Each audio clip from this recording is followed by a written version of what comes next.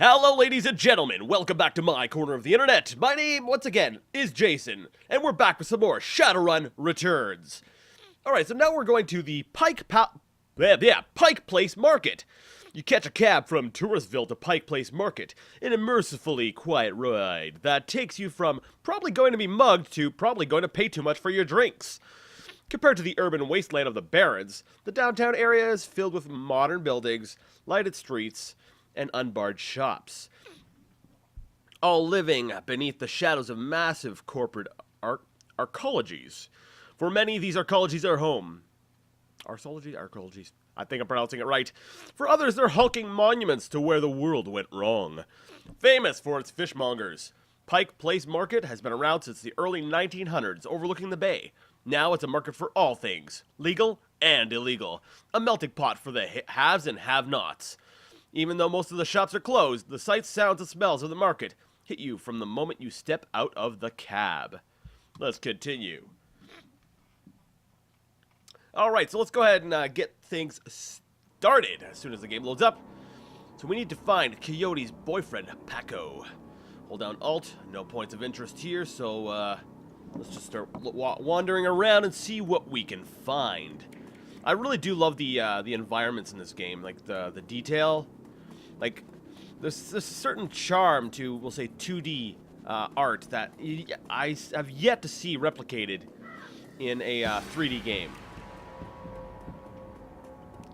I know there's somebody here I could talk to, but I want to walk around a little bit here.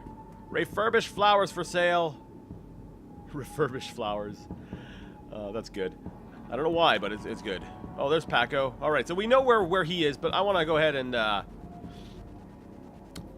we'll say explore a little bit first. Let's go talk to these people from the Universal Brotherhood. Isn't that the same place where that guy was from that was messing with the bartender or at the Seamstresses Union? Let's talk to old Patrick here. The handsome young man turns away from the crowd and fixes you with his full, completely undivided attention. Ma'am, you are a beautiful elf, but you could be so much more. Oh, that sounds great! Tell me more! Wonderful! The Universal Brotherhood is a family encompassing all metahumans, sexes, and sexualities. We all strive to be the very best we can, to live more fulfilled, happy, and productive lives, and to support each other in doing so. The first step is to simply come and listen.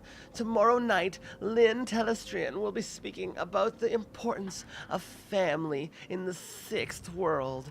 Please join us tomorrow, and the secrets to a better life shall be revealed to you. He smiles and turns back to the crowd. I was just being sarcastic. It's alright, I don't feel like hanging out at your club. But good luck with that. You know, wellness and goodness. It's a good cause, but I question your methods. Why? Because, well, spoilers. I won't say anything. Oh no, I'm using information from that I already know about the game. I got a dog on a stick here. All right, I'm happy for you. Congratulations. Maury's Meat Emporium. That sounds familiar. Nerps? Alright. The Alt key is not revealing anything, so I'm wondering if this is just all... Oh. What have we got here? Optional. Learn more about the Pike Place murder. Yeah, I see that. What's going on? Officer Landers. A tall, emotionless Lone Star officer blocks entry to the crime scene. Behind her, you spot the lively face of an organ grinder's corner, Dresden. Of the organ. Blah, blah. This is an active Lone Star investigation. Please step away from the barrier. What happened here, officer? Homicide. Now move along, please. Well, I'm here to see Coroner Dresden.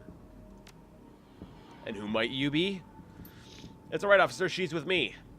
Dresden steps up to the barrier with a warm grin. The officer looks at you with poorly concealed skepticism. Okay then, make it quick. Thank you for moving out of the way, and thank you, Mr. Coroner Guy. Hey, Dresden, what's up? So what brings you out here? Hot on the trail of the dead man's killer? Ah. coincidence, believe it or not. I take it I've stumbled across another Ripper murder. Yep, that's what it looks like. As you can see, the Ripper went for the eyes this time. Pretty clean work. I gotta hand it to him. A Ripper knows what he's doing. Or she, I suppose. Let's see, what do you know about the victim? Well, not much. Dresden scratches his head absent-mindedly, probably breaking some sort of sanitation protocol. It's alright, he doesn't have a whole lot of hair. I doubt he'd have that much dandruff. But he still would have some, so I guess, yeah. That's actually a good point. I never thought about that. You know, when you're checking crime scenes, you gotta be pretty sanitary. Huh. Cool. She's been dead for about 3 hours. Her name was Lucy Warden. Worked at the Stuffer Shack just around the corner. Looks like she was just leaving work when it happened. Can you tell if she was subdued in some way before her eyes were removed? See, that's the strange thing. There don't seem to be any signs of a struggle. Not a single bruise on her body. Yet, she was clearly alive when the eyes were taken. Died of blood loss shortly thereafter. As to what knocked her out, I won't know until I can run some tests back at the lab.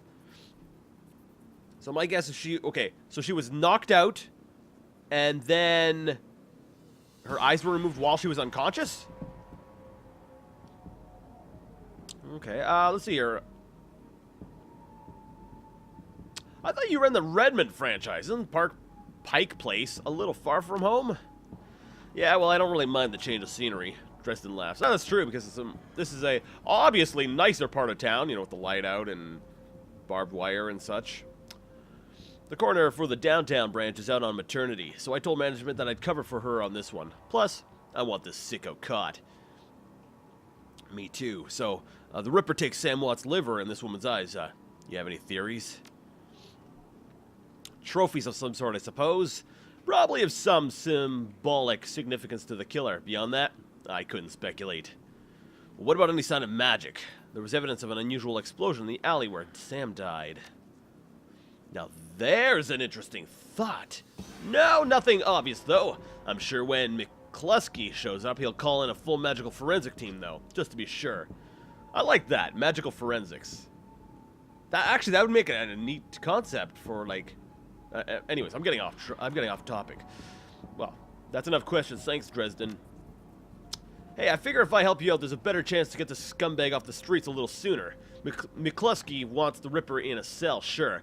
But he couldn't care less if it takes another dozen murders. Good luck out there, eh? Dresden starts to turn back to the body, then stops. Speaking of McCluskey, he should probably get going soon before he shows up. Thanks, Dresden. So we got a nameless elf, some other bystander, and we have Officer Aguirre. Aguirre. I want to say Aguirre, but there's 2 R's, so I'm not sure if that's... Anyways, let's just... The plainclothes Lone Star officer before you sports a tacky hat and a crooked grin to match. I like you. So you're the one who's working for the dead man, eh? McCluskey warned us you might be sniffing around after the Ripper. Lucky for you, I got here before McCluskey. I'm Officer Aguirre. I'll say that. I'm just gonna call him Aguirre. Pleased to meet ya. Now, seeing as this crime scene is going nowhere fast, what can I do for you? What can you tell me about the murder that took place here? Not much, really. We know it was about 3 hours ago, and we know that her eyes have been surgically removed. Didn't need Dresden to figure that much out. He's been looking at the body, though, so he might have more. Me, I've been scanning the rest of the scene and looking for witnesses, but no luck so far. Damn Ripper, might as well be a ghost. A white ghost. In a lab coat. Who's right there? Actually, I don't know, but... I don't know, it seems very suspicious. He's got the lab coat. He just looks like a serial killer. Just look at this guy! Can we zoom in? No, we'll zoom in later. So I take it you and McCluskey don't exactly see eye to eye. That makes you cool in my book. Let's just say McCluskey and I have conflicting interests. Ah, I see. Do you have any leads on the Ripper that I should know about? Ha! Plenty. If you ask McCluskey, if you ask McCluck. But the truth is, we're as clueless as you probably are. Thanks for your time, officer. Hey, hold on a minute there. You haven't put in a donation for the Lonely Orphans Fund. The Lonely Orphans Fund? Yeah, see, you make a contribution to the fund, I put you on a list and let you know the next time we find any, he looks back and forth. orphans that you might be interested in. Well, I'm always interested in finding out about any new orphans you discover. Or I could say, I see, so you want a bribe. Ah, no, let's play along with him. I like this guy. Excellent. So shall we say 300 new yen? So I could try with the even 100 new yen would make a big difference for an orphan these days. Yeah, let's try to work him down first. He makes a face. Yeah, well, some orphans have more expensive taste than others. 200. You can take it or leave it. Deal. His face splits into a wide grin. Excellent. I'll start an account for you. We get any useful new leads on the orphans, and I'll give you a call. Now, I better get back to work before McCluck shows up. See you around. Thanks. Let's go ahead and inspect the body.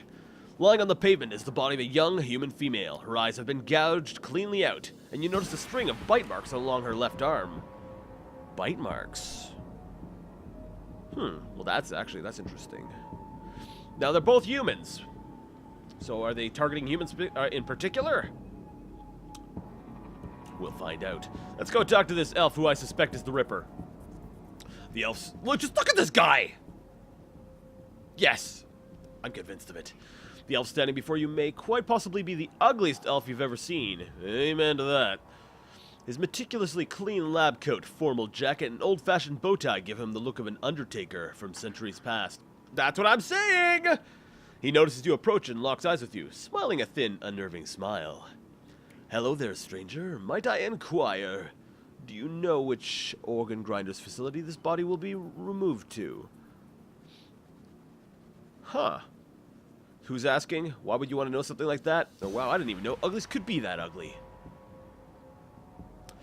Well, on the one hand, I want to be sort of rude, but on the other hand, you know, you catch more flies with honey than vinegar. I think that's how the saying goes. Well, why would you want to know something like that? I'm going to be, you know... The elf giggles, a strange, high-pitched warble you would not expect to emerge from his misshapen face. Oh, just a hobby. Never mind that, though. A good evening to you and your friend, the coroner. And he's off. Don't trust that guy. Can I talk to Dresden again, or is it the same stuff? Dresden looks up and his grin spreads across his face. Need something else? Any fascinating new leads? Yeah, I am kind of curious about the bite marks on her arm. Ah! Completely unrelated. It appears some wild dogs dragged the body out here from the alley sometime after her death. Now, that's what I was suspecting. I was like, oh, you got a dead body. It's been out here for 3 hours. Some animals probably got to it. Now, did you notice a particularly ugly elf standing over there in the crowd earlier? Crowd?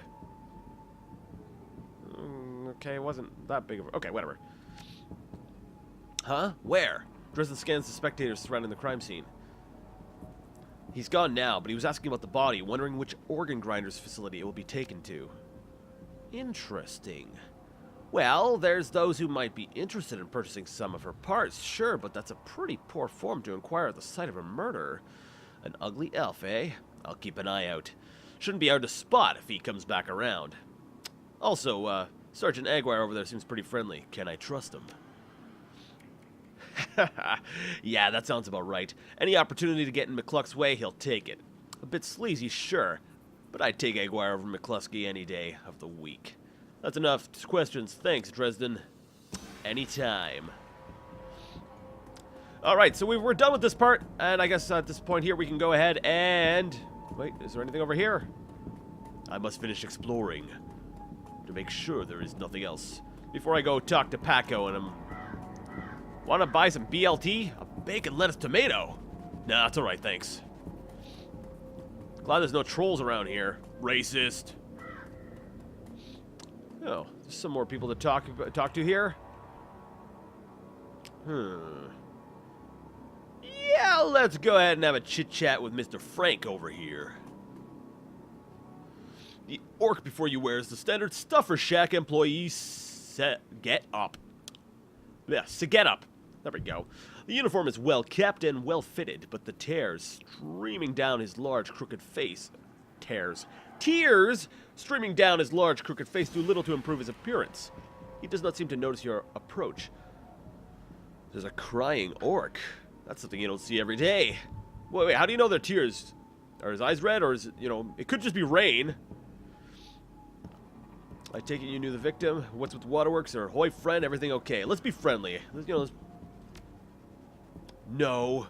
The orc takes a deep breath before looking up. That's my friend on the pavement over there. Blind Lucy. We worked here for 3 years together, and now, well, I guess the Ripper got her. Wait a second, whoa. Her name was Blind Lucy. Well, Lucy wasn't completely blind.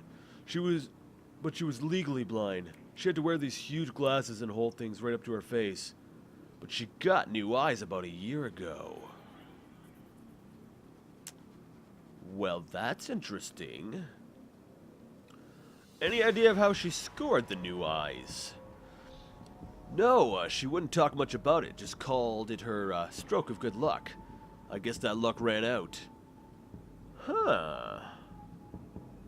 Seen anyone strange in the store lately? I see weird stuff every day. It's a stuffer shack. But no, nothing stranger than usual. What is a stuffer shack? I'm sorry, but it sounds really dirty.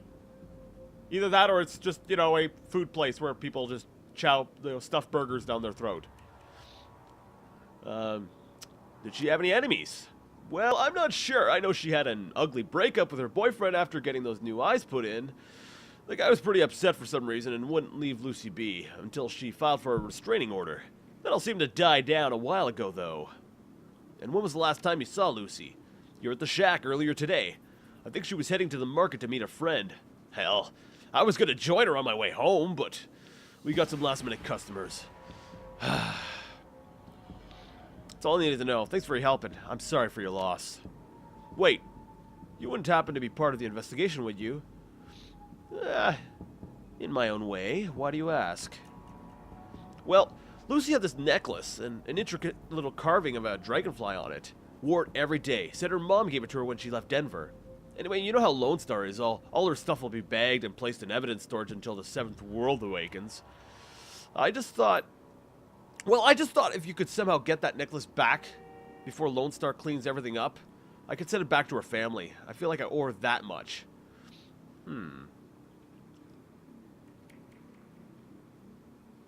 I understand. Well, let's see. Do I want to tamper with stuff?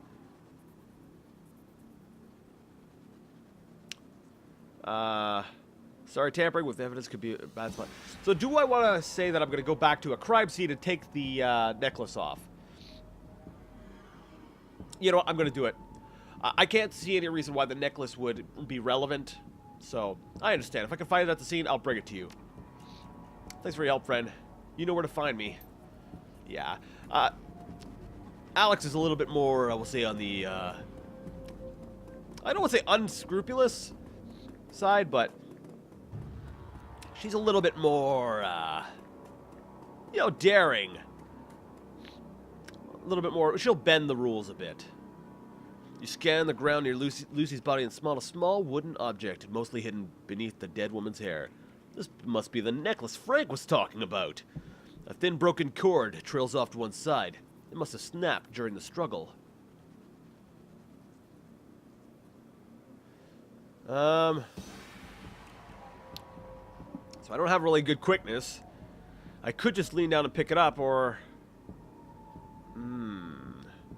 This is a tricky one.